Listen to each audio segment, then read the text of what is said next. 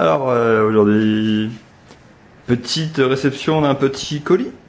Enfin petit. Donc toi, le dragon, putain, tu vas voir ailleurs.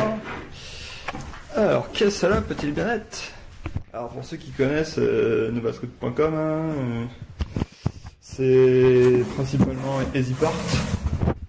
On reçoit ça de Hollande, il me semble, Néerlande. Voilà. Et qu'est-ce qu'il y a là-dedans?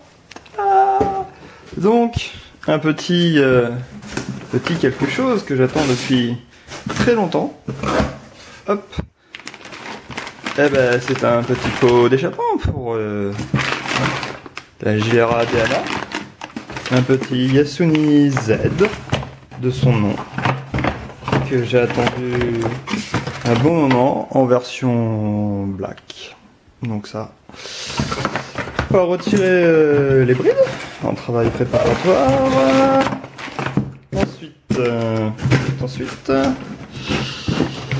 ici, qu'est-ce que c'est que ça? Là, on a le droit à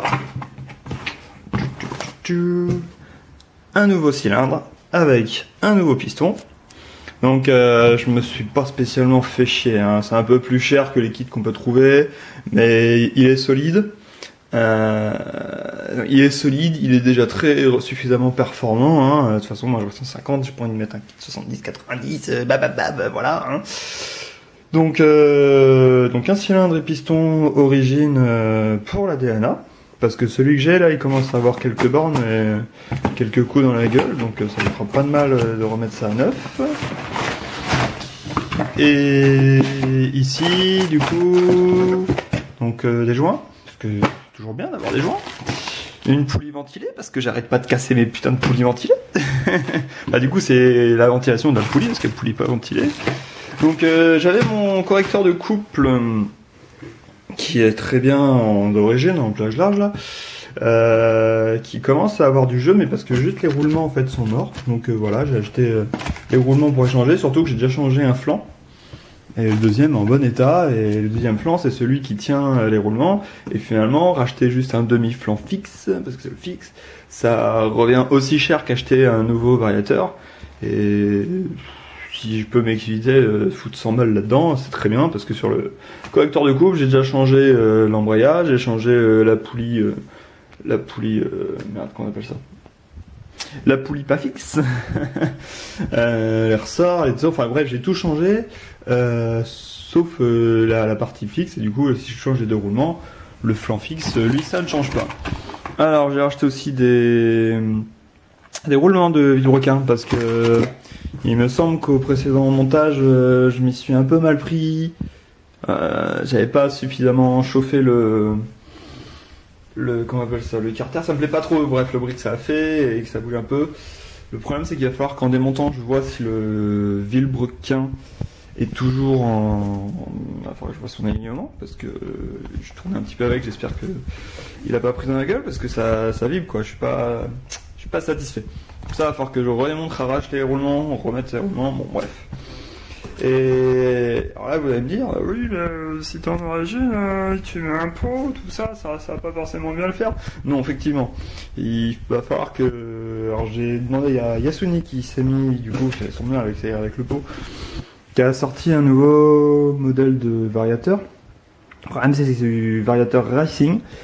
Et j'attends la réponse de savoir si c'est vraiment racing, donc du coup c'est pour vraiment une configuration avec un genre type Yasuni, avec Yasuni R, et avec un moteur qui renvoie type Racing, donc c'est-à-dire ça va être un moteur qui va envoyer dans les tours pour avoir de la puissance, ou si ça peut passer avec une config origine, où là on est plutôt à chercher du couple dans les bas régimes quoi. Bon. Il faut, si ça c'est bon, il faudra que je prenne le variateur Yasuni. Comme ça, le variateur, je change de l'origine, hein, même si j'ai déjà une origine quasiment, enfin un neuf que j'ai changé quoi. Un truc qu'il va falloir que je vérifie aussi quand même au passage, c'est la transmission arrière. La transmission, de toute façon, comme on appelle ça secondaire, c'est savoir s'il est toujours en bon état, parce qu'il y a un peu de jeu sur mon axe d'entrée sur la transmission arrière. Alors soit changer le roulement ou si vraiment je change ça à un moment, parce qu'il y a plein de roulants qui commencent à avoir de l'âge aussi. Il me reste un dernier élément. Et après, il va falloir que j'investisse forcément, vu que je change le pot, et vu que je change déjà le pot, et que je vais repasser sur un cylindre un peu plus étanneuf, il va falloir que j'investisse dans quelques jeux de ressorts. Ça dépend aussi si je prends un variateur racing ou pas. Mais changer donc les ressorts d'embrayage, les ressorts de correcteur de couple, et les gicleurs, bien entendu. Gicleurs et... Donc attends, qu'est-ce que j'ai dit? Correcteur de couple, embrayage, gicleur et galet. Alors le Yasuni, justement, c'est pour ça qu'il m'intéresse aussi, c'est que le variateur Racing Yasuni il est livré avec 3 jeux de galets. Ce qui peut être plutôt pratique pour faire des réglages. Sachant que j'ai déjà un jeu de galets origine JRA Dana 9. Ouais, quasiment 9. Avec à peine 1000 bornes quoi. Donc voilà. Il va falloir que je redémonte le moteur, que j'ouvre. Maintenant, je vais pouvoir faire ça tranquillement. Je suis pas pressé. Comment j'ai fait ça façon schlag dans mon appartement de 20 mètres carrés. Démonter, voir ce qui va bien, remonter, et pour retomber sur une petite DNA qui me fournit des petites performances tranquillement, au calme, et qui refait du 90 à l'aise. Voilà. Pour rouler de façon sympathique. Et voilà. Donc, affaire à suivre, comme tu dirais.